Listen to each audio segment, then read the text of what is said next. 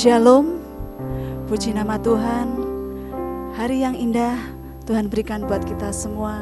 Pada pagi hari ini kita boleh datang berbakti untuk bersama-sama menaikkan pujian kita, rasa syukur kita kepada Tuhan. Saya percaya pagi hari ini kita semua diberkati oleh Tuhan, amin.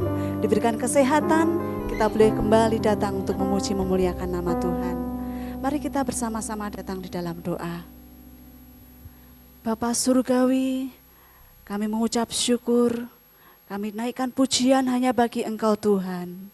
Berterima kasih untuk kebaikan dan kemurahan-Mu. Pagi hari ini kami boleh bersama-sama ada untuk menaikkan pujian bagi Engkau, untuk menyembah Engkau, untuk berbakti kepadamu.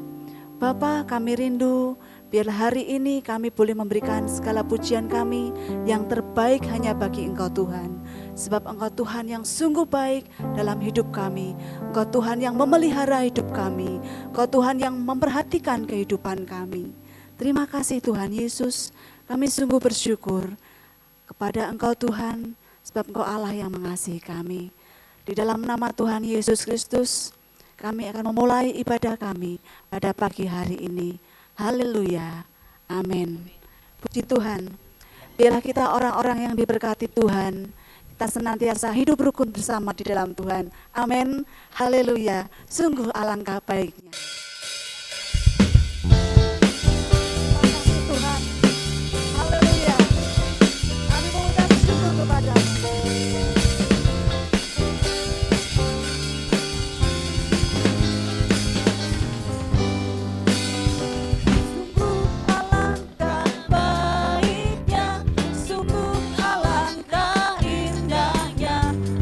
Saudara semua hidup rukun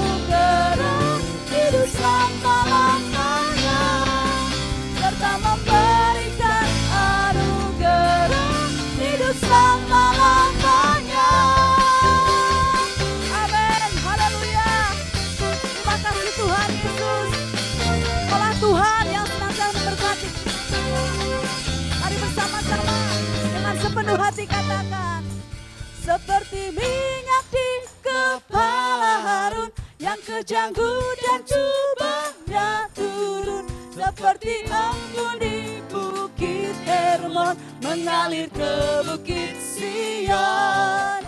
Sebab kesanalah Allah meminta agar berkat-berkat tercurah serta memberikan anugerah hidup selama-lamanya, seperti minyak di kepala Harun yang kejanggu dan jubahnya turun, seperti embun di bukit Hermon mengalir ke bukit Sion. Sebab kesanalah Allah meminta agar berkat-berkat tercurah serta memberikan anugerah hidup selama-lamanya, serta memberikan anugerah hidup selama-lamanya, serta memberikan anugerah hidup selama-lamanya. Amin, haleluya. Terima kasih Tuhan Yesus. Glory bagi Tuhan.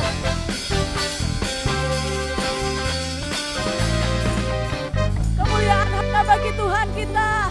Haleluya. Terima kasih Tuhan Yesus. Biarlah pagi hari ini kita naikkan segala syukur kita kepada Tuhan.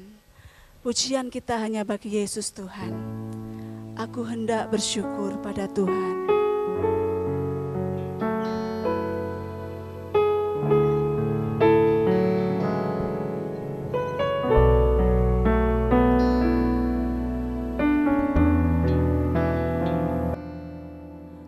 Aku hendak bersyukur pada Tuhan karena keadilan-Nya dan bermazmur bagi nama Tuhan yang maha tinggi. Ya Tuhan, Tuhan kami, betapa mulianya nama-Mu, Tuhan kami, dimuliakan atas seluruh bumi. Aku hendak bersyukur kepadamu Tuhan. Aku hendak bersyukur pada Tuhan karena keadilan-Nya dan bermazmur hanya bagi-Mu. Amin. Benar Tuhan. Nama Tuhan yang maha tinggi. Ya Tuhan, ya Tuhan, Tuhan kami, betapa mulianya nama-Mu, Tuhan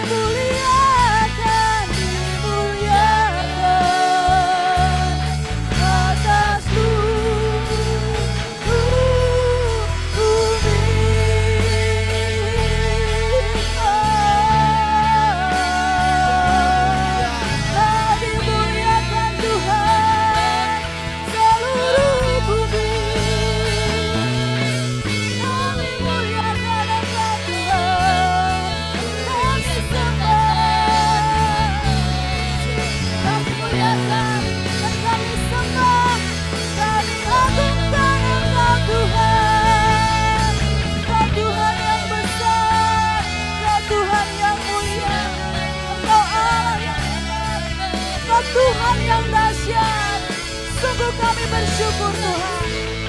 Oh, ya Tuhan, Tuhan kami, tetap kami jaga namamu, namamu Tuhan.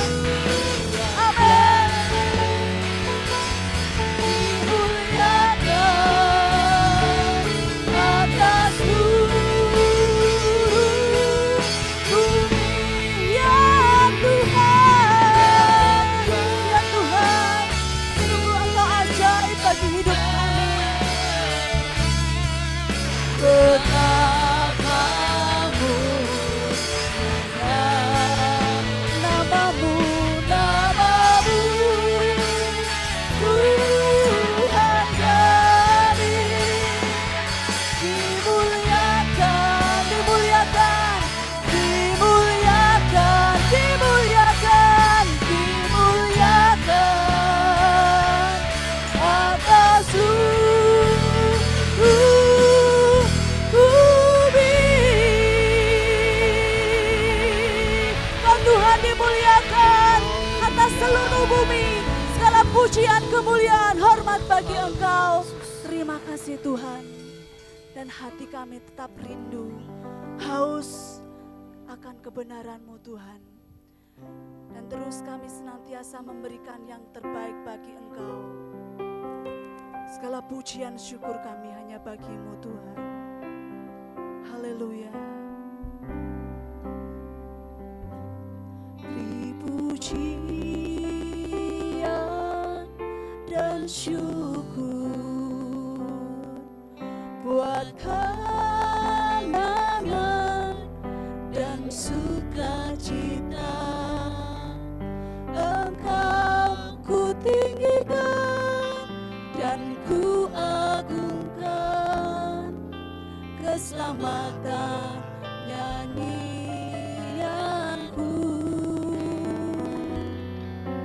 kekuatanmu doaku. Ku puji namamu, ku puji namamu,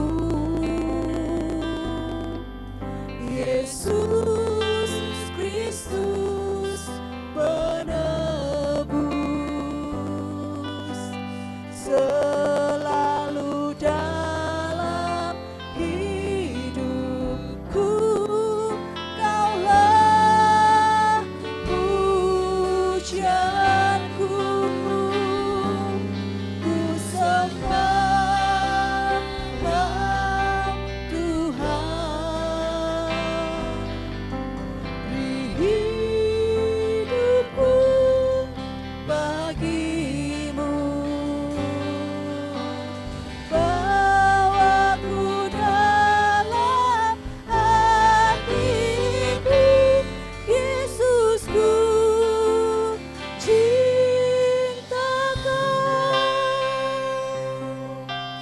Dengan segenap hati, mari naikkan pujian ini. Pujian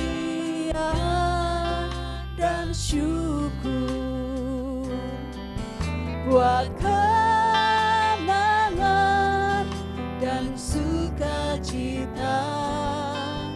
Engkau ku tinggikan dan ku agungkan, keselamatan nyanyianku, kekuatanmu doaku. Ku puji namamu Tuhan, ku puji namamu, Yesus Kristus. Terima kasih Tuhan Yesus, Kaulah penebus hidup kami. Amin. Lu dalam hidupku, Kaulah pujianku, ku sembah Kau Tuhan.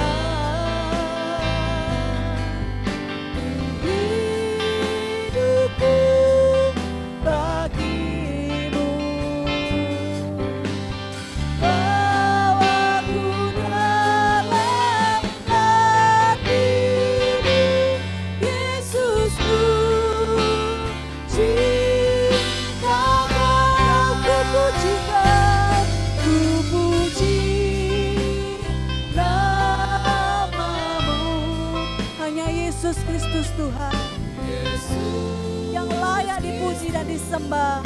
Penebus selalu dalam hidupku, Kaulah pujianku. Ku sembah Tuhan, beri hidupku bagimu. Bawaku dalam hatimu, Yesusku, cinta Kau. Mari kita bangkit berdiri bersama-sama. Ku puji, mari puji Tuhan. Agungkan Tuhan. Dialah Yesus Kristus penebus. Yesus Kristus penebus, selalu dalam hidupku, Kaulah pujianku. Ku sembah Tuhan, hidupku bagimu.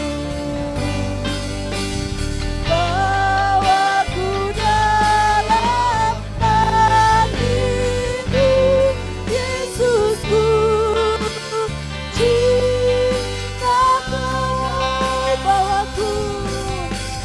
Bawaku dalam hatimu, Yesusku, cintaku. Bawaku dalam hatimu, Yesusku, cintaku. Yesusku,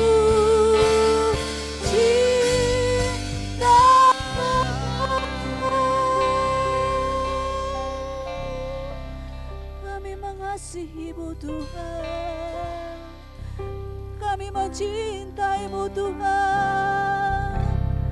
Puaskan hati kami, puaskan hati kami ya Tuhan.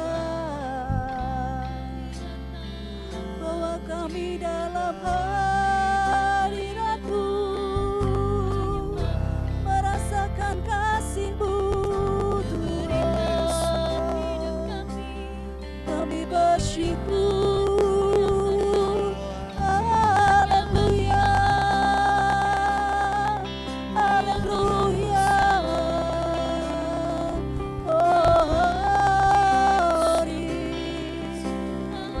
Mari angkat suaramu, angkat hatimu, naikkan pujian bagi Tuhan. Sebab Dia Tuhan yang hidup, Dia Tuhan yang mengasihi kita.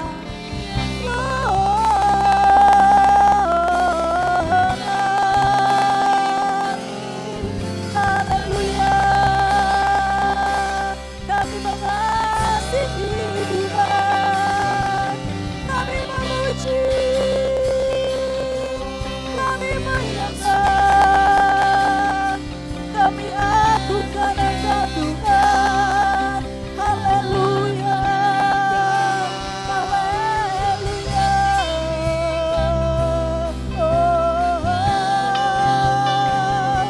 Kau Tuhan yang hidup, Kau Tuhan yang melawat, Kau Tuhan yang menjamah. Terima kasih Tuhan, kami bersyukur Tuhan. Inilah wujud rasa syukur kami kepadamu. Kami berikan pujian kami berikan penyembahan kami kepada Engkau, dan kami berbakti kepadamu Tuhan. Haleluya, haleluya. Terima kasih Tuhan. Teruslah dalam hadirat Tuhan, kita rasakan lawatan Tuhan. Dia menyegarkan, Dia memulihkan, Dia berikan kekuatan bagi hidup kita. Terima kasih Tuhan. Haleluya. Terima kasih Tuhan.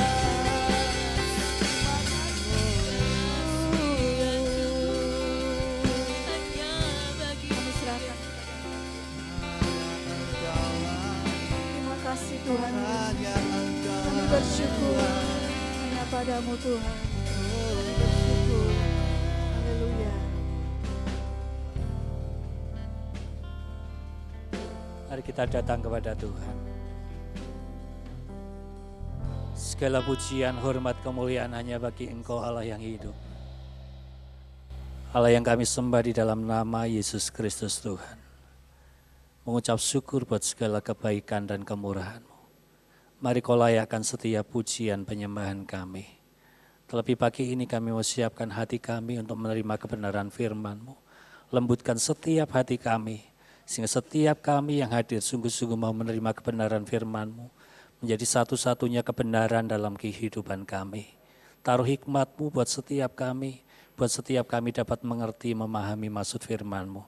Terlebih hamba-Mu yang akan menyampaikannya, sembunyikan di balik salib-Mu, jauhkan dari mencuri kemuliaan-Mu, jauhkan dari mengandalkan kekuatan hikmat hamba, tapi kiranya urapan kuasa Roh Kudus-Mu, hikmat yang daripada Engkau yang Kau limpahkan atas hamba, sehingga sungguh-sungguh setiap perkataan yang keluar dari mulut bibir hamba yang berasal dari Engkau saja. Dan di dalam nama Yesus Kristus Tuhan, kami siap terima kebenaran firman-Mu.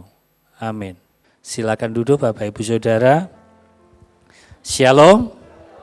Ya, sekali lagi shalom. Ya, sungguh saya bersyukur untuk kesempatan yang Tuhan berikan untuk pagi ini boleh berdiri di hadapan Bapak Ibu untuk menyampaikan kebenaran firman Tuhan. Terima kasih untuk Bapak Gembala yang sudah memberikan kepercayaan untuk pagi ini saya boleh menyampaikan kebenaran firman Tuhan. Pagi ini saya mau menyampaikan sesuatu sebenarnya yang bukan sesuatu yang baru buat kita.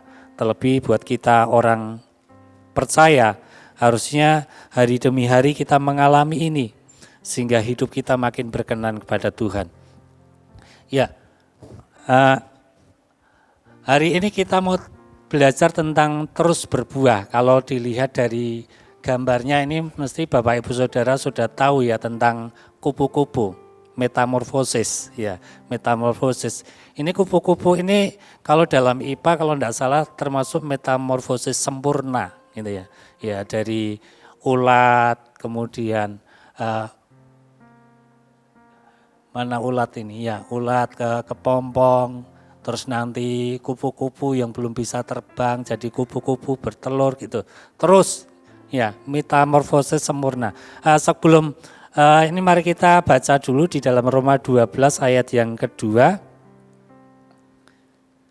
Roma 12 ayat yang kedua. Terus berubah judul firman Tuhan pada pagi hari ini. Kalau sudah ketemu bisa katakan amin. Ya, kita baca bersama-sama karena hanya satu ayat. Roma 12 ayat yang kedua. 1, 2, 3. Janganlah kamu menjadi serupa dengan dunia ini, tetapi berubahlah oleh pembaruan budimu, sehingga kamu dapat membedakan manakah kehendak Allah, apa yang baik, yang berkenan kepada Allah, dan yang sempurna. Saya ulang sekali lagi untuk kita semua, janganlah kamu menjadi serupa dengan dunia ini, tetapi berubahlah oleh pembaruan budimu, sehingga kamu dapat membedakan manakah kehendak Allah, apa yang baik, yang berkenan kepada Allah, dan yang sempurna. Ya Bapak Ibu Saudara, setiap hari kita itu mengalami perubahan.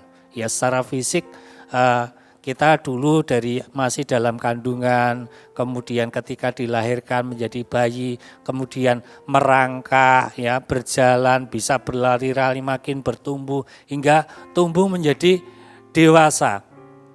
Ya. Berarti tiap hari kita mengalami namanya suatu perubahan. Nah, pada ayat ini di dalam Roma 12 ayat 2, Rasul Paulus menasihatkan kepada jemaat di Roma dan tentunya buat setiap kita orang yang percaya, yaitu untuk terus berubah. Berubahlah oleh pembaharuan budimu. Ya, banyak orang percaya tidak bisa membedakan ya hari-hari ini mana kehendak Allah, mana keinginan diri sendiri. Ya, apa yang baik, apa yang berkenan kepada Allah.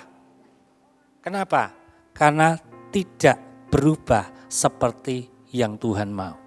Mungkin secara fisik berubah, ya dari anak-anak kemudian remaja makin dewasa secara fisik, tapi belum tentu secara pola pikirnya. Makanya dalam kekristenan ada istilahnya dewasa rohani. Perubahan itu tentunya ada yang perubahan alami ya, seperti saya ini mengalami perubahan alami, Bapak Ibu Saudara juga mengalami perubahan alami ya, seperti gambar tadi dari anak-anak itu alami. Ya, nggak usah diapa-apakan ya mesti berubah. Kita diam aja tiap hari, mesti mengalami perubahan. Fisiknya makin lemah, berubah. Tapi tentunya pagi ini yang diharapkan dari firman Tuhan bukan hanya perubahan secara fisik. Ya. Setiap manusia terus mengalami perubahan baik secara jasmani maupun rohani. Saya mau sedikit cerita, ya cerita ini sebenarnya sesuatu yang memalukan gitu ya buat saya. Ketika saya SMP saya bercita-cita untuk melanjutkan ke SMA. Jadi saya sudah punya gambaran saya mau masuk SMA itu gitu. Dan puji nama Tuhan, Tuhan izinkan benar saya bisa masuk SMA yang saya idam-idamkan. Kalau dulu itu orang masuk SMA itu biasanya berdasarkan nilai asli atau NIM gitu. Nah, berdasarkan NIM saya ini bisa masuk ke kelas 1B, dari kelas 1A sampai 1F saya bisa masuk ke kelas 1B, berarti ya agak lumayan begitu. Setelah masuk kelas 1B itu Bapak Ibu Saudara, ternyata saya di kelas itu adalah satu-satunya orang Kristen. Kemudian belajar seperti biasa, saya senang sekali bisa belajar di kelas itu. Nah, kalau sekarang PPKN dulu ada namanya pelajaran PMP. Nah, ketika pelajaran PMP itu kita berdiskusi. Karena saya satu-satunya orang Kristen pada waktu itu kita berdiskusi tentang apa toh inti ajaran dari agama-agama yang ada di Indonesia. Kemudian pada waktu itu saya memaparkan tentang 10 perintah Allah, kemudian menjadi hukum kasih.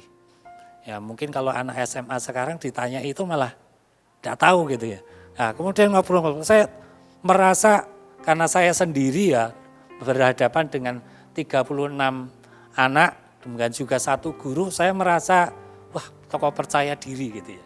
Nah, terus berlanjut terus ya lumayan begitu. Akhirnya tengah semester 3 bulan ada namanya mites. Kemudian saya dipanggil oleh wakil kepala sekolah. Mardi ini begini ya. Saya dilihat belum menerima rapot, saya sudah dipanggil wakil kepala sekolah, diperlihatkan rapotnya. Ya. Sebenarnya rapot saya cukup lumayan Bapak Ibu Saudara, dari 35 anak saya ranking 16, jadi lumayan gitu ya. Cuma masalahnya adalah di rapot itu walaupun saya dapat ranking 16, ada satu mata pelajaran yang saya tidak ada nilainya sama sekali, yaitu nilai ekonomi. Kenapa? Karena ketika pelajaran ekonomi saya harus pindah kelas, karena saya waktu itu disuruh milih, mau ikut pelajaran ekonomi atau pelajaran agama. Kalau pelajaran agama harus pindah ke kelas, yaitu kelas 1E atau kelas 1F. Makanya saya memilih pelajaran agama. Gitu. Akhirnya di 3 bulan pertama nilai ekonomi saya kosong. Kemudian wakil kepala sekolah ini memberikan pilihan. Gimana? Kamu mau seperti ini terus, tapi nanti sampai kenaikan nilaimu tetap kosong. Kalau tetap kosong, ada satu nilai kosong ya mesti tidak bisa naik kelas. Atau memberikan pilihan kedua. Atau kamu mau tetap ikut pelajaran agama, juga tetap bisa belajar ekonomi. tapi kamu harus pindah kelas gitu. Akhirnya Bapak Wakil Kepala Sekolah ini menganjurkan saya untuk berpindah dari kelas 1B ke kelas 1E. Gambaran saya Bapak Ibu Saudara, saya merasa ketika saya Kristen sendiri, saya merasa ada sesuatu yang bisa saya kerjakan di kelas. Apalagi itu nanti 50% Kristen dan Katolik. Kemudian akhirnya saya masuk kelas 1E itu Bapak Ibu Saudara. Tapi ternyata tidak sesuai apa yang ada di hati pikiran saya. Di kelas 1E itulah saya kenal namanya bolos. Karena bolosnya satu kelas. Kalau nggak bolos satu ya bagaimana? Ya sering nggak pelajaran 3 hari. Ini karena ternyata anak-anaknya luar biasa. Karena selain orang Kristen dan Katolik, kelas itu isinya adalah orang-orang yang masuk karena katrolan. Jadi dulu sudah ada sistem suap Bapak Ibu Saudara. Ada salah satu teman saya ketika SMP hanya 3 bulan untuk mendapatkan ijazah dan masuk satu kelas dengan saya. Jadi yang kelas 1E, kelas 1F itu 50% itu ya Katolik dan Kristen dan 50% lebih ya baik di antara Katolik dan Kristen dan yang lain itu adalah yang masuk karena titipan, masuk dengan uang. Sampai ketika naik kelas 2, kelas 3 selalu ditanya, mana dari kelas 1E? Suruh berdiri terlebih dahulu. Dan pantas. Dan sejak saat itu Bapak Ibu Saudara, apa yang menjadi bayangan saya pengen masuk IPA, semuanya kandas. Saya mengalami satu perubahan, tapi bukan perubahan yang baik. Perubahan yang enggak baik. Lah, melalui firman Tuhan pagi ini kita diharapkan ketika kita sudah menjadi PowerPoint-nya sudah menjadi anak-anak Tuhan, kita sudah dientaskan dari dosa, kita sudah ditebus oleh Tuhan dosa-dosa kita. Tuhan mau kita itu semakin bertumbuh. Ya. Kalau Bapak Ibu Saudara ingat, khususnya mungkin Bapak Ibu Gembala pengurus ingat dulu di panti asuhan ada seorang anak yang dari jalan, diambil dari jalan. Saya ingat betul karena beberapa waktu lalu kami berkomunikasi lewat Facebook. Ya, dia tanya, ini Om Mardia, ya saya jawab gitu ya. Jadi ketika dia sudah berada di jalan, saya yakin dan percaya ketika dia berada di panti asuhan, tiap hari suruh baca Alkitab, diajarkan sesuatu yang baik, diajarkan sesuatu yang benar. Tapi apakah bisa sepenuhnya berubah menjadi sesuatu yang lebih baik? Akhirnya aku sudah kurang lebih 6 tahun kembali ke jalan. Dan ketika sudah berkomunikasi dengan saya beberapa bulan yang lalu, dia menjadi salah satu tukang parkir di Semarang, namanya di depannya sudah ada M-nya gitu ya di Facebook gitu ya. Ada ini. Untuk merubah hati itu tidak gampang. Ya. Untuk merubah penampilan gampang. Ketikanya saya gembel, ketika saya mau masuk sini, saya ganti baju, mandi yang bersih, ganti baju, sudah beres. Tetapi ketika untuk merubah hati, untuk merubah pola pikir, itu sesuatu yang tidak gampang. Harus ada pilihan, ya. Ya, setiap manusia terus mengalami perubahan, baik secara jasmani maupun rohani. Ya, berubah menjadi lebih baik atau sebaliknya. Ya. Kita itu tiap hari terus berubah, tinggal kita mau pilih.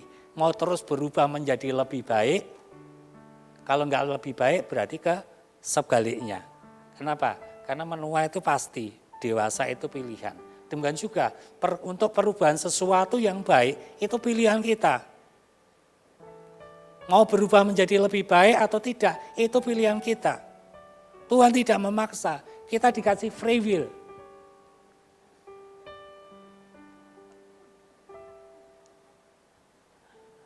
Kalau kita ingat kisah seorang pemuda kaya yang datang kepada Tuhan Yesus. Apa yang dikatakan Tuhan Yesus kepada pemuda kaya itu ketika pemuda kaya ini bertanya tentang hidup yang kekal?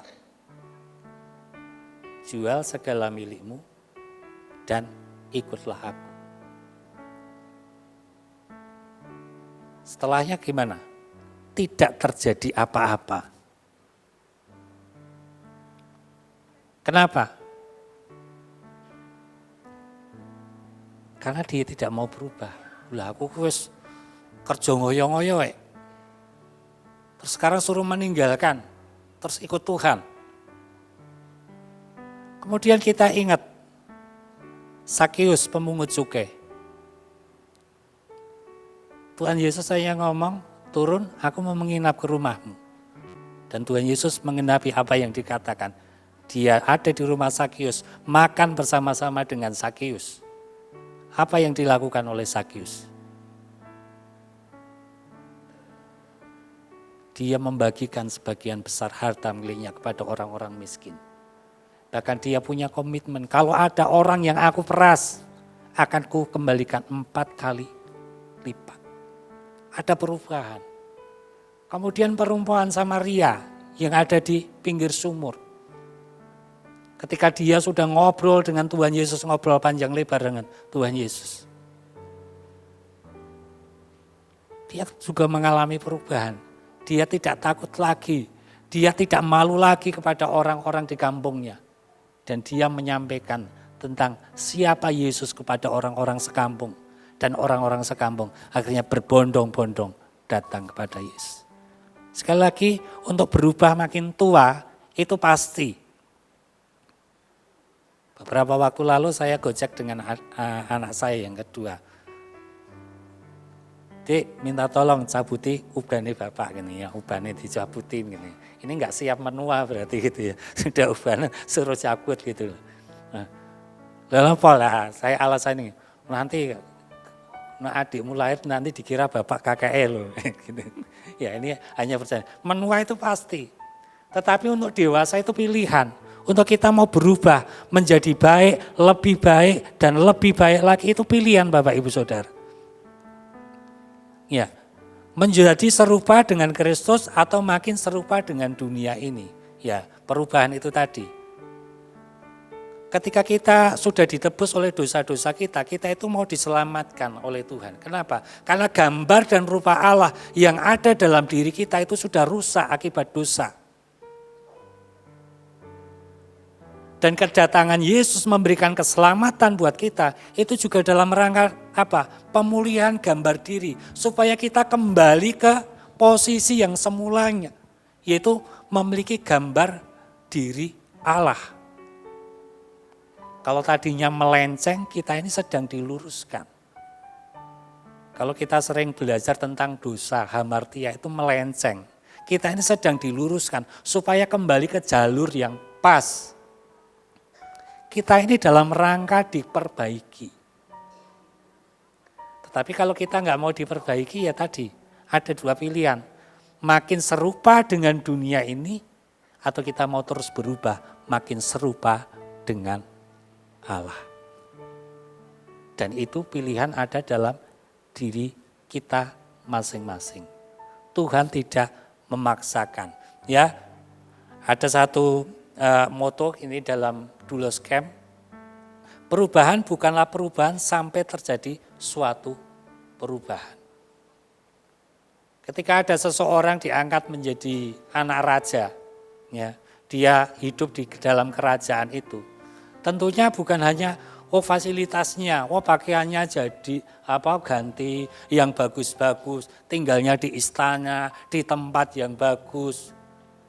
Tentunya bukan hanya itu. Tetapi apa yang terjadi di istana ketika misalnya dia diambil dari orang yang pinggir di jalan, makan maaf kata ada orang-orang yang kurang beruntung, ada air di pinggir jalan, pokoknya diminum, ada sisa makanan, dimakan. Apa jadinya ketika berada dalam kerajaan? Tetapi hal itu masih dilakukan. Tentunya akan membuat malu kerajaan itu. Artinya walaupun ada di kerajaan, tapi ternyata ininya belum berubah. Makanya mesti terus dilatih. Karena kalau kita baca Alkitab, kenapa misalnya dalam zaman Daniel, ketika Daniel dan teman-temannya ya dibawa ke Babel, di sana karena mereka itu orang-orang yang dipilih untuk bisa membantu kerajaan Babel, apa yang dilakukan? Di sana kalau sekarang kayak diklat begitu ya diklat, tinggal di satu tempat, dibiayai oleh kerajaan, dikasih makan kerajaan, kemudian dididik oleh guru-guru pada waktu itu.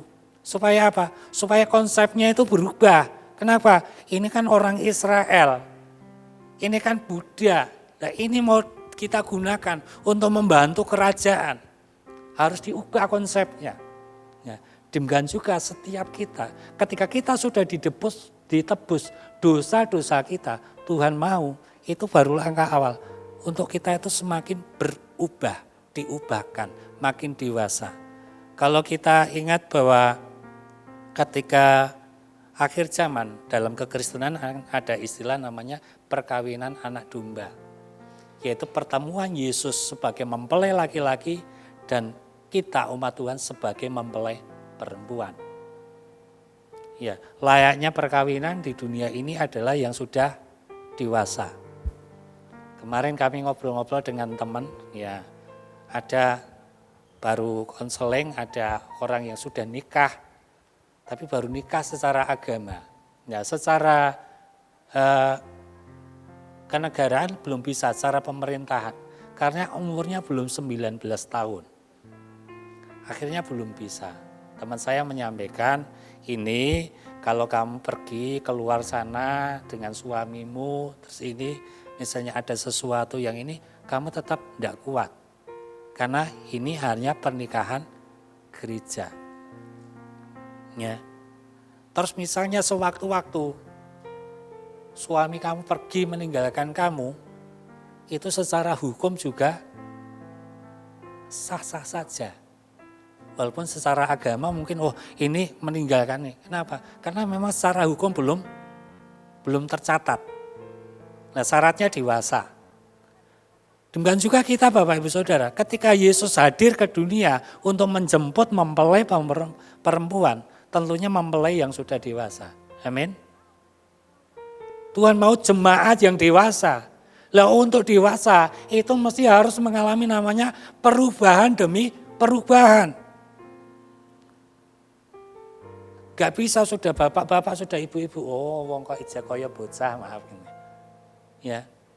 Jadi pola pikirnya masih seperti anak-anak. Belum bisa. Harus berubah dan berubah makin dewasa di dalam Tuhan. Nah, Tuhan menerima kita apa adanya. Amin. Tapi ingat, Tuhan tidak mau kita apa adanya. Sekali lagi saya ulangi, Tuhan itu menerima kita apa adanya. Latar belakang seperti apa, pendosa seperti apapun, Tuhan tidak pilih-pilih, mau terima. Ketika engkau mau bertobat, mau menerima Yesus sebagai Tuhan dan Juru Selamat, Tuhan tidak lihat latar belakang kita. Tetapi setelah kita menerima Yesus sebagai Tuhan dan Juru Selamat, Tuhan tidak mau kita apa adanya. Aku ki wong pengen mabukan kok, nawis Kristen, ya tetap mabukan, ya ora apa-apa. Tidak mau terima seperti itu. Harus apa? Berubah. Agak susah misalnya kita menjadi seperti saya, Pak Gembala, menyampaikan kebenaran firman Tuhan. Beberapa waktu lalu saya menyampaikan tentang keluarga, setelah keluarga tentang doa gitu ya di Gedungan. Kemudian ketika bicara tentang keluarga gitu, ya dalam tanda kutip ada juga bapak-bapak yang tidak tahu tersentuh atau tersinggung, itu beda-beda tipis begitu ya. Karena saya sampaikan kebenaran, tetap kebenaran harus disampaikan. Berarti kalau kita tersinggung, tersentuh, berarti ada sesuatu yang nggak sesuai dengan kebenaran. Berarti itu ada kesempatan untuk berubah. Tapi sayangnya seringkali ketika itu tersinggung, wah kayak gini nyerang aku. Akhirnya apa? Yang menyampaikan yang di ini. Tapi itu firman Tuhan. Kalau kita mau terus berubah, walaupun itu sakit ketika kita mendengarkan firman Tuhan, kita mau berubah. ada satu komitmen. Wah, ini kesempatan untuk aku makin berubah. Kenapa? Karena Tuhan tidak mau menerima kita apa adanya. Tuhan mau kita mau terus berubah, makin diperbaharui di dalam Tuhan. Sehingga ketika Yesus hadir kali kedua, kita layak disambut sebagai mempelai perempuan. Poin yang selanjutnya, ya, jangan menjadi serupa.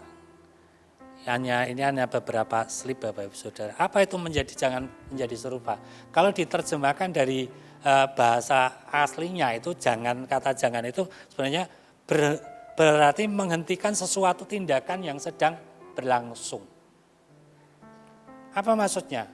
Ketika Adam dan Hawa jatuh dalam dosa, manusia keturunan Adam dan Hawa termasuk saya dan Bapak Ibu Saudara, itu kecenderungannya adalah dosa.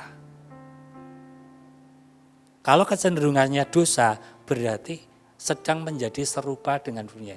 Nah, itu terus berlangsung.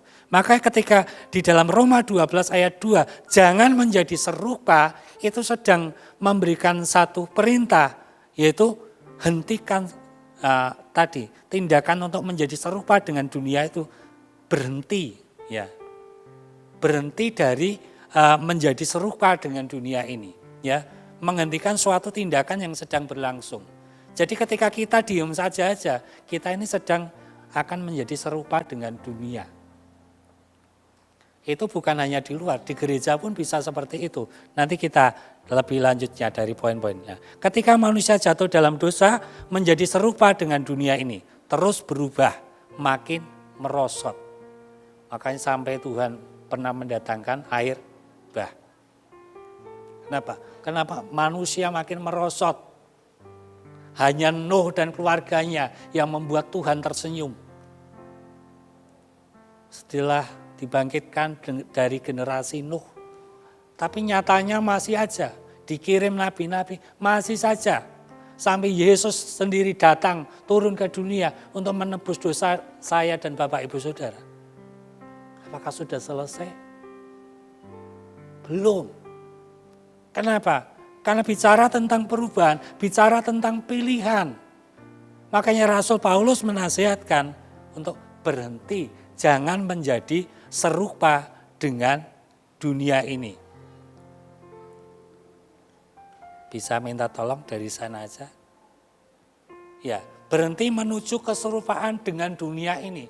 Apa itu keserupaan dengan dunia?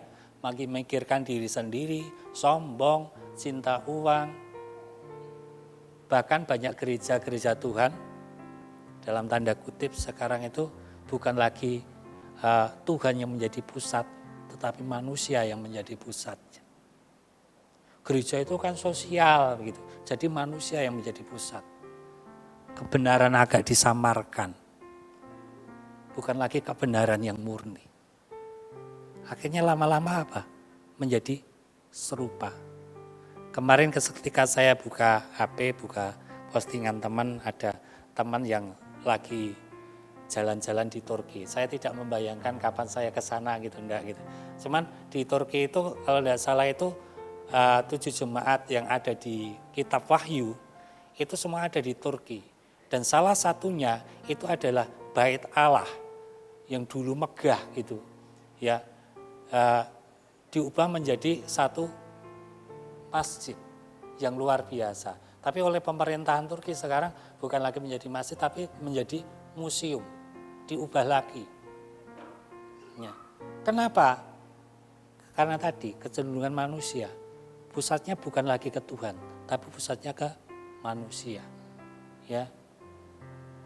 Kalau kita bicara dengan orang yang berbeda agama, kalau kita sudah ngomong, wes agama kita padha wae, itu mesti sudah susah. Beberapa waktu yang lalu ketika kami ada masalah dengan kompor, kami cari tukang servis kompor. Ya, akhirnya ketemulah orang tetangga kampung. Nah, kemudian cerita-cerita karena dia datang ke rumah, ya mungkin dia lihat ruangannya seperti itu gitu. Dia yang membuka obrolan terlebih dahulu. Saya sering ke Girisonta, saya sering membantu di sana begitu. Akhirnya membuka obrolan tentang agama, bahwa dia mengatakan saya ini tidak fanatik ya. Agama itu kan sama saja, mesti mengajarkan kebaikan, mesti mengajarkan kebenaran seperti itu. Kemudian kesempatan itu saya gunakan. Ya, bagi kami ya agamanya mungkin sama, tapi sesuatu yang dipegang berbeda. Ya, kemudian saya sampaikan bagaimana ceritanya, jadi bagaimana istri saya Kristen, karena dia tanya, lah bapaknya bagaimana? Saya tanyakan bagaimana istri saya bertobat, kemudian adiknya, kemudian kedua orang tuanya. Saya sampaikan. Saya tidak tahu kapan benih yang saya tabur itu akan bertumbuh. Tapi kesempatan itu saya gunakan untuk menyampaikan bahwa agama tidak sama. Ya. Ini bicara tentang pengalaman. Dulu istri saya ketika berdoa dengan cara ini, dia tidak mengalami pengalaman yang ini. Tetapi ketika berdoa, dia mengalami satu pengalaman. Dan itu terus berubah, terus bertumbuh. Dan itu juga yang Tuhan mau dalam diri saya dan Bapak Ibu Saudara, terus bertumbuh. Dengan cara apa? Berhenti menjadi serupa dengan dunia ini. Penebusan Kristus itu menjadi jalan untuk kembali dalam keserupaan dengan Allah. Ketika kita sudah menerima Yesus sebagai Tuhan dan Juru Selamat, kalau kita itu berjalan, misalnya kita itu salah arah, ketika kita bertobat, kita berbalik arah, jalannya sudah benar. Tetapi ketika jalannya sudah benar, ketika kita hanya berhenti, yang penting kan aku sudah berbalik, kita tidak akan pernah mencapai tujuan yang Tuhan sudah tetapkan. Sama, ketika kita sudah menjadi Kristen, tetapi hanya beragama Kristen, tidak mengalami perubahan demi perubahan, maka kita tidak akan mencapai tujuan yang Tuhan sudah tetapkan dalam diri kita. Karena itu kita harus terus berubah. Dengan caranya apa? Berhenti, menghentikan ya keserupaan dengan dunia ini. Sebagai manusia tentunya kita berpikir tentang kebutuhan dan segala macam. Ya. Saya belajar itu Bapak Ibu Saudara, ya, bukan belajar tapi mengalami untuk belajar tidak mengikatkan diri kepada apa yang Tuhan percayakan. Dan itu saya sampaikan kepada istri dan anak-anak saya supaya nantinya gitu ya di kemudian hari karena sesuatu yang Tuhan percayakan, yaitu harta, tidak membuat kita jauh dari Tuhan. Ya, saya ajarkan begini ketika saya, istri dan anak-anak. Dulu pengalaman piara bebek gitu ya. Ketika piara bebek, saya bilang, saya sudah jatuh. Ya jatuh bukan karena rugi Bapak Ibu Saudara. Ya rugi pada waktu itu, rugi belasan juta pada waktu itu. Padahal saya nggak punya uang, tapi rugi belasan juta. Kenapa saya bilang, saya jatuh. Ketika itu saya juga ngajar. Saya ngajar dapat SMS, dulu belum ada WA. BBM mati telu, langsung di sini saya ngitung Bapak Ibu Saudara. 17 ping telu segini. BBM ngendok semene gitu, langsung ngitung. Lagi ngajarin langsung ngitung. Waduh, dino iki aku tombok semene. Wajar enggak Bapak Ibu Saudara? Wajar. Tetapi ketika fokus kita ke situ, ini yang salah. Kemudian pada saat ini Tuhan percayakan ketika corona kami memelihara binatang. Ketika segala sesuatu kami selalu komunikasikan dulu. Saya dan istri, ketika saya dan istri sudah oke, baru kami ngomong ke orang tua. Walaupun beda rumah karena masih ada orang tua, kita ajak ngobrol. Ya, gimana gitu. Oke, tapi kudu kewan lah. Kalau kewan tuh bapak saya itu bilang sapi. Akhirnya benar piara sapi. Tetapi ketika piara sapi ini, saya belajar dari pengalaman ketika piara bebek. Saya tidak mau hati pikiran saya ada di situ. Jadi ketika sapi sakit, wah bapak saya biasanya agak bingung gitu ya. Panik, wah ini piye, apa sukete atau apa gitu. Saya tenang aja. Yang penting ya kita usahakan yang kita bisa ya. Ya kita doakan sapi ini, kita doakan Bapak. Ya, doakan biar sehat gitu ya. Doakan ya, kita kasih vitamin. Beberapa waktu lalu saya dapat vitamin dari Korea. Karena saya nggak biasa minum vitamin, vitaminnya saya kasih sapi ya. Karena sapinya biar sehat Bapak Ibu Saudara. Dan puji Tuhan, yang lain kena PMK, sapi-sapi kami tetap sehat. Kemudian saya belajar dari masa lalu. Dulu ketika ini bagaimana orang piara sapi gimana? Oh yang penting dipakani. Di saya tuku piro 10. Oh payu 20. Oh badi 10 begitu kalau. Saya enggak. Harus berubah. Apapun yang dikeluarkan untuk sapi dicatat. Ya tiap 2 hari sekali saya ambil ampas tahu. Saya catat ampas tahu berapa. Sehingga ketika mau jual ada orang menawar segini saya sudah tahu. Sampai hari ini biayanya habis segini. Jadi ketika habis segini, lah saya udah untung atau belum. Nah, ini saya belajar untuk saya tidak mengikatkan kepada berkat yang Tuhan percayakan. Saya sampaikan kepada istri dan anak. Sesuatu yang bisa kita lihat dengan mata, sekarang ada, besok bisa tidak ada. Kalau enggak barang itu yang tidak ada, mungkin kita yang tidak ada, sehingga kita tidak bisa melihat lagi. Artinya, segala sesuatu yang bisa kita lihat dengan mata, itu tidak kekal. Jangan sesuatu yang tidak kekal itu sampai mengkaburkan atau menghilangkan yang kekal itu dalam diri kita. Tapi gunakan segala sesuatu yang kelihatan itu untuk tujuan sesuatu yang kekal. Maka saya ajarkan anak-anak ketika saya datang ke tempat jemaat yang kurang beruntung, saya ajak anak-anak. Kemudian saya suruh dia yang memberikan. Saya suruh ini. Pas mau sekolah misalnya begini, ada mungkin tetangga yang kurang ini. Anak-anak yang saya suruh ini, sampaikan, ini ada berkat dari Tuhan. Bukan berarti itu kami berkelimpahan, puji Tuhan. Tapi yang pasti saya mau mengajarkan kepada anak bahwa segala sesuatu yang Tuhan percayakan kepada kita dan itu yang kelihatan sifatnya sementara. Jangan kita terikat ke situ sehingga kita tekku, dueku, ini untuk aku. Kalau kita lakukan itu, kita sedang menjadi serupa dengan dunia ini. Dan Rasul Paulus menasihatkan kepada kita berhenti menuju keserupaan dengan dunia ini dengan terus mengalami perubahan. Seperti kupu-kupu ini, makin indah kupu-kupu itu dulunya ketika ulet itu uletnya paling menakutkan, paling jelek. Ya. Saya ketika kami sedang menanam buah-buahan, ular yang paling menakutkan maksudnya di sekitar saya gitu adalah dilihat paling menakutkan itu ulat dari pohon alpukat. Nah, itu rewok-rewok, ya, warnanya macam-macam begitu. Ketika melihat menakutkan, apalagi karena ulatnya bukan satu. Ketika musim mau buah, maka ulat itu seluruh pohon. Bahkan yang dekat rumah itu kadang mau sampai ke dapur gitu. Menakutkan.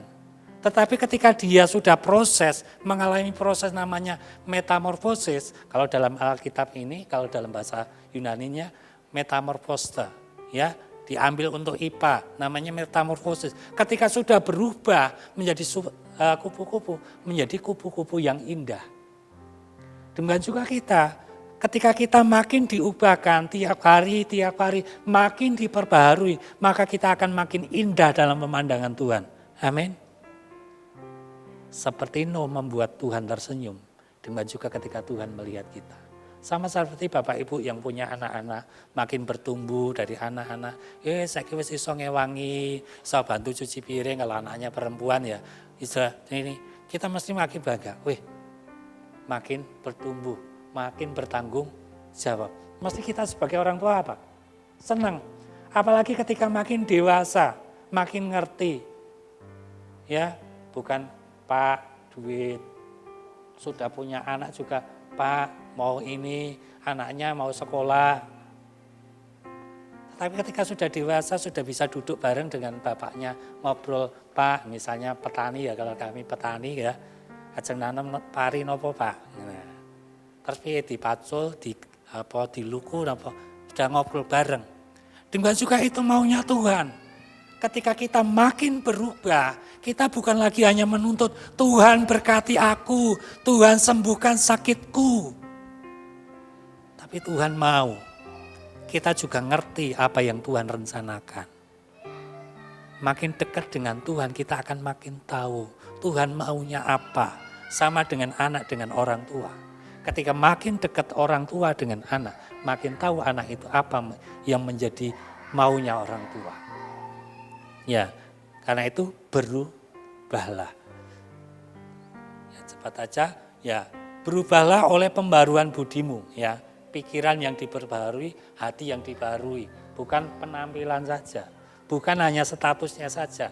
Ya, tadinya orang berdosa, dosanya sudah ditebus menjadi anak kerajaan. Ya. Seringkali di gereja juga terjadi seperti itu, Bapak Ibu Saudara. Mau nikah tadinya dari gak percaya Tuhan, akhirnya katekisasi ya, dibaptis. Nah, setelah nikah hilang. Yang penting kan sudah nikah gitu ya. Hilang. Tidak akan mengalami apa-apa. Karena dia hanya mau merubah status saja.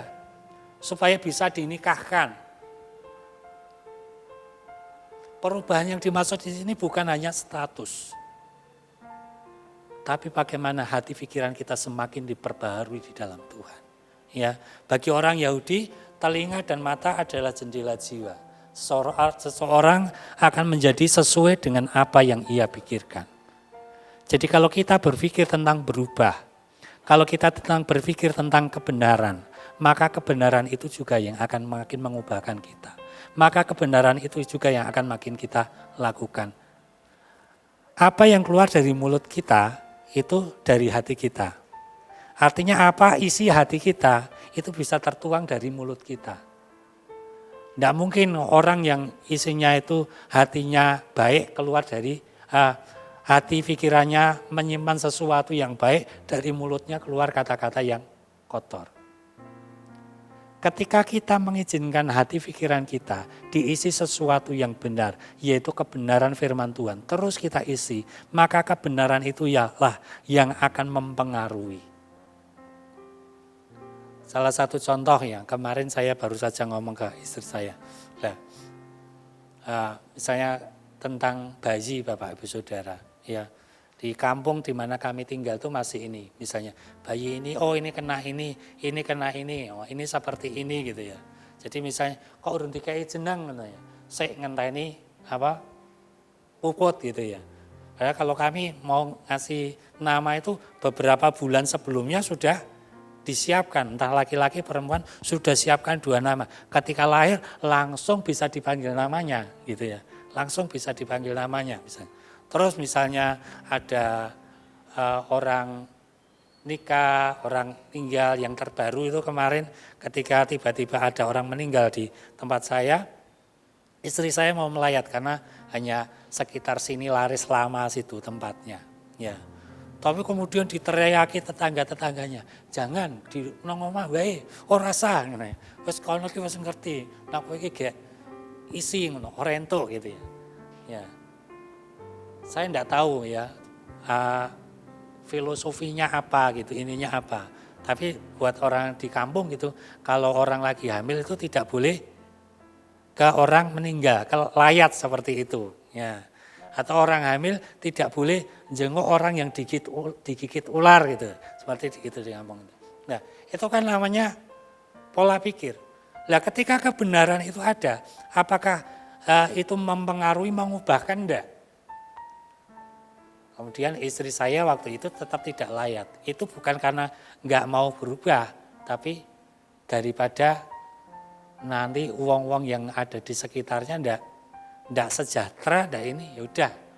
Ya, akhirnya saya aja yang layat, seperti itu. Nah, sama tiap hari Bapak Ibu ketika baca kebenaran firman Tuhan, kita mau enggak kebenaran firman Tuhan itu mengubahkan kita? Atau hanya menjadi pengetahuan kita?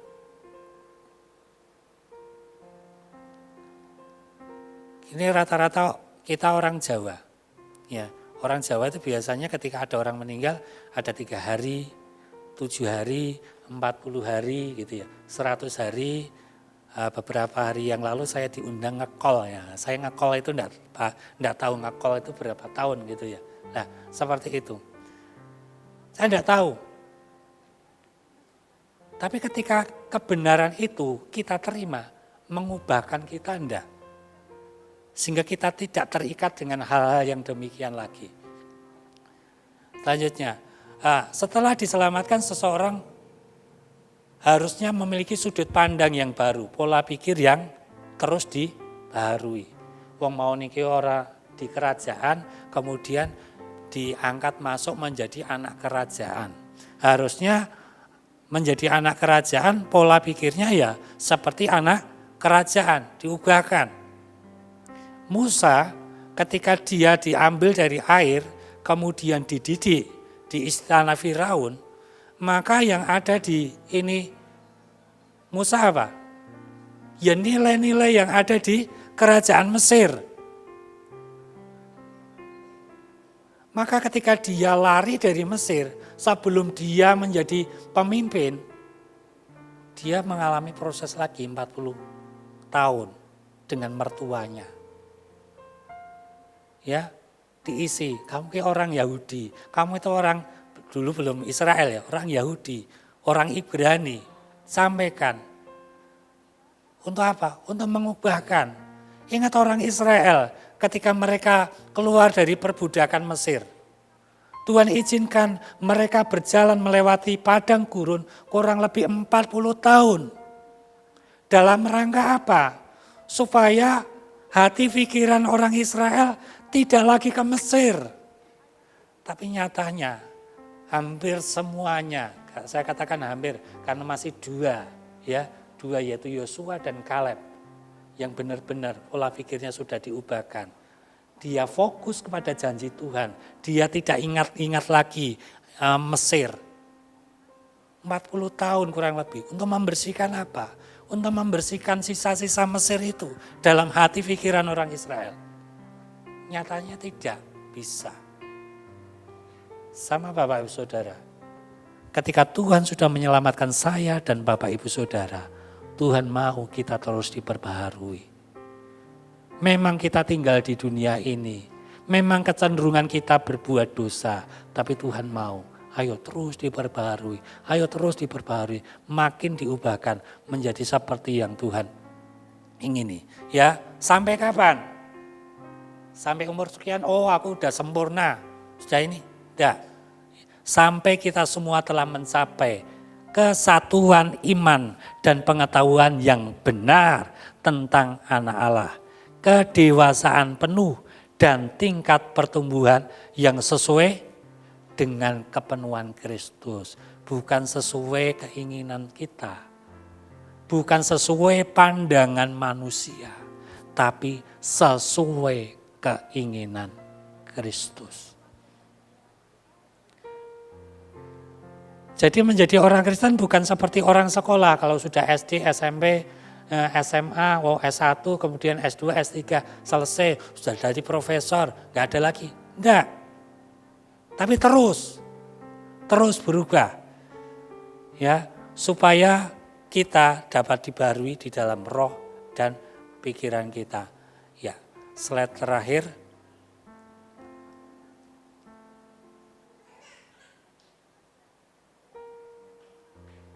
Ya, semakin kita diubahkan, kita akan semakin mengerti kehendak Tuhan. Bisa minta tolong slide terakhir? Ya. Kesimpulannya cepat saja Bapak Ibu Saudara. Ya. Ayat Ibrani 3 ayat 7 sampai 8. Sebab itu seperti yang dikatakan Roh Kudus, pada hari ini jika kamu mendengar suaranya, janganlah keraskan hatimu seperti dalam kegeraman pada waktu pencobaan di padang gurun. Ini juga berlaku buat saya dan Bapak Ibu Saudara. Jangan biarkan hati kita keras sehingga kebenaran tidak mengubahkan kita. Kebenaran hanya menjadi pengetahuan kita. tapi lembutkan hati kita, biar makin hari makin diubahkan. Kita makin tahu bagaimana mengasihi. Ya, mengasihi istri, mengasihi suami, mengasihi anak-anak, mengasihi orang-orang di sekeliling kami, bahkan mengasihi orang-orang yang memusuhi kita pun sekalipun, kita akan makin tahu. Ya, selanjutnya bisa minta tolong, karena Tuhan mau kita berhenti menjadi serupa dengan dunia ini dan terus dibaharui untuk kembali menjadi serupa dengan Allah. Yang terakhir, sehingga kita dapat membedakan mana kehendak Allah dan keinginan kita, apa yang baik dan yang berkenan kepada Allah. Karena itu, mari Bapak Ibu, sama-sama kita makin diperbaharui di dalam Tuhan. Sehingga kita makin mengerti apa yang Tuhan kehendaki, apa yang Tuhan rencanakan dalam kehidupan kita. Sehingga saya dan Bapak Ibu Saudara bisa menjadi pribadi-pribadi yang menggenapi firman-Nya. Saya minta pemain musik untuk maju ke depan. Dan saya kembali ke awal tadi, perubahan menjadi dewasa itu adalah pilihan. Mau berubah apa enggak itu pilihan kita. Kalau Bapak Ibu rindu makin diubahkan, biarlah kebenaran itu sungguh-sungguh kita jadikan satu pedoman dalam kehidupan kita. Tuhan Yesus, kami terus rindu makin diubahkan di dalam Engkau. Kami rindu makin dibaharui di dalam Engkau. Bila setiap kebenaran firman-Mu yang kami terima pagi hari ini, sungguh-sungguh boleh mengubahkan setiap hati kami. Lembutkan setiap hati kami sehingga kami boleh menjadi pribadi-pribadi yang mau diubahkan. Lembutkan hati kami, jauhkan dari kami hati yang keras, berikan kami hati yang lembut, hati yang baru, yang terus mau diubahkan, terus mau diperbaharui di dalam Engkau. Sehingga kami makin mengerti kehendak rencana-Mu dalam kehidupan kami. Sehingga setiap kami pribadi lepas pribadi boleh menjadi penggenap firman-Mu dalam kehidupan kami. Kami mengucap syukur untuk firman-Mu, ampuni kami dalam segala kelemahan dan kekurangan. Dalam nama Yesus kami berdoa. Amin. Terima kasih Mas Marti, terima kasih untuk firman-Nya yang kembali mengingatkan kita. Tuhan itu tidak pernah jemu-jemu yang mengingatkan. Mari kita pikirkan hal yang kekal, bukan yang sementara. Nah, apakah yakin kita pasti masuk surga? Itu menjadi pemikiran kita hari demi hari. Sebab hidup kita ini kan seperti uap. Faktanya kan seperti itu. Hari ini ada, besok belum tentu ada. Ya itu kalau langsung, kalau menderita. Nah saya yakin penderitaan yang Tuhan izinkan itu adalah proses untuk mengubah hidup kita. Ya supaya kita ini tahu gitu loh, dunia ini bukan tempat tinggal kita, bukan fokus tujuan hidup kita. Dunia yang kekal itu yang harusnya menjadi fokus. Kalau kita fokus ke sana, saya tahu pasti kita akan mencari petunjuk Tuhan. Bagaimana hidup yang menuju kepada kekal itu. Ya, oleh sebab itu kita bersyukur karena Tuhan sangat mengasihi kita sehingga selalu mengingatkan kita kebenaran-kebenaran firman yang kita dengar lewat mimbar ini semuanya mengingatkan kita untuk kita mengalami transformasi atau perubahan makin baik, makin baik.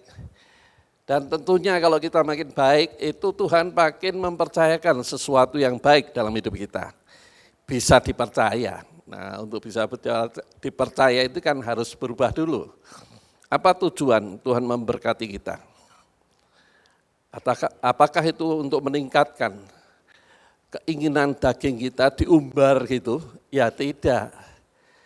Tuhan mempercayakan sesuatu dalam hidup kita supaya kita ini bisa menjadi pengelola yang baik, bukan penguasa yang baik. Nah hal-hal seperti itu kan bagian dari perubahan hidup ini. Sehingga akhirnya semua janji Tuhan yang luar biasa itu pasti, bukan akan. Pasti akan kita alami. Amin. Mari kita akhiri ibadah ini dengan berdiri. Saya akan berdoa bagi Bapak Ibu semua. Bapak Surgawi, terima kasih kami boleh menikmati hadirat-Mu lewat pujian pengagungan yang sudah kami persembahkan. Dan biarlah itu bagaikan dupa yang harum berkenan di hadapan-Mu. Dan tentunya kami bersyukur untuk hamba-Mu yang menjadi saluran berkat menyampaikan isi hati-Mu. Betapa pentingnya kehidupan ini mengalami perubahan. Karena perubahan itu pada akhirnya adalah untuk kebaikan kami sendiri. Oleh sebab itu ya Tuhan, Kau pakai hamba-Mu Mas Marty dengan hikmat akal budi dalam mengembalakan jemaat yang sudah dipercayakan. Dan kami percaya urapan Roh Kudus akan menyertai sehingga pelayanan Mas Marty boleh memberi dampak yang luas, bukan hanya di tempat tinggalnya tetapi sampai di sekitar daerah sekitarnya. Untuk mengetahui kami adalah hamba Allah yang memiliki urapan dan kuasa Allah, yang bisa memberikan jawaban bukan hanya masalah lahiriah, tetapi yang terutama masalah rohani. Karena itu bersifat sampai dalam kekekalan. Engkau memberkati anak-anaknya maupun anak di dalam kandungan istrinya, sehingga akhirnya semuanya boleh menjadi alat-alat kemuliaan Tuhan yang baik. Dan kami percaya setiap jemaat yang hadir pada pagi hari ini Engkau yang menggerakkannya, sehingga kehadirannya tidak sia-sia, karena diberi wawasan dan pengertian yang selalu baru untuk kami memperbaiki diri, makin hari makin berkenan, makin hari makin indah, dan akhirnya semua yang indah yang Tuhan janjikan, kami bukan hanya mengetahui tapi mengalami kasih dan kuasa Allah. Secara khusus kami berdoa untuk jemaat-Mu yang sakit, baik yang hadir maupun tidak hadir. Tuhan nyatakan kuasa darah-Mu, yaitu segala sakit penyakit apapun bentuknya sudah dihancurkan oleh kuasa bilur-bilur Yesus. Oleh sebab itu nyatakan mujizat-Mu, nyatakan pemulihan-Mu, sehingga akhirnya setiap kami boleh mengalami mujizat kesembuhan ilahi. Dan akhirnya kami boleh menjadi alat-alat Tuhan untuk menyaksikan bahwa Allah yang kami sembah tidak pernah berubah kasih dan kuasa-Nya. Dan akhirnya kalau sebentar kami akan mengakhiri ibadah ini untuk kembali ke tempat kami masing-masing. Kami percaya sebagai anak Allah, kami ada pengawal yaitu malaikat untuk menjaga, melindungi, menghalau roh maut, roh kecelakaan yang menghadang di jalan. Sehingga akhirnya kami boleh tiba di tempat tujuan kami masing-masing, baik yang di dalam kota maupun keluar kota dengan selamat tak kurang suatu apapun. Dalam nama Tuhan Yesus kami ucap syukur dan akhiri seluruh rangkaian ibadah pagi hari ini. Sekarang jemaat Tuhan angkat hatimu, pulanglah membawa berkat dari Allah Bapa, kasih setia dari Tuhan Yesus yang tidak pernah sekali-kali meninggalkan hidupmu, pimpinan pertolongan Roh Kudus yang memberikan hikmat kebijaksanaan dalam menjalani kehidupan dengan baik, supaya lewat hidupmu nama Tuhan dipermuliakan. Terimalah berkat ini dengan iman di dalam nama Tuhan Yesus. Setiap kita yang percaya katakan amin. Tuhan memberkati, sampai ketemu lagi.